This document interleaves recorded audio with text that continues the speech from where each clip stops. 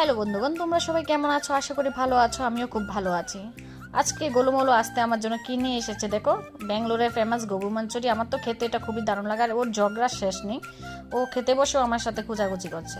তার মধ্যে চলে এলাম আমরা চিকেনের দোকানে। ভাবলাম যে চিকেন খাবো, তার মধ্যে তো চিকেন নেওয়াই হলো না, নিয়ে নিল স্টমাক লিভার। আমি আসার পরে এখানে সব কিছু রেডি করে নিয়েছি। এখন মিক্সার করতেও বসে গেলাম, মিক্সারটাও করে নিচ্ছি। তো বলতে গেলে আমার সব কিছু রেডি হয়ে গেছে এখন রান্না করার জন্য। দেখো এখানে চিকেনটা রেডি হয়ে গেছে। চিকেন তো না, স্টোমাক লিভার সব কিছু আমি পরিষ্কার করে নিয়েছি। তার মধ্যে এখন রান্নাটাও চাপিয়ে দিয়েছি। কালারটা দেখতে তো এতই দারুণ লাগছে, মানে কি করবো, আজকে তো মনে হচ্ছে এতই টেস্ট হবে তরকারিটা। তার মধ্যে কি আমি কষা মাংস না খেলে একটু হয়, একটু তো খেতেই হবে না।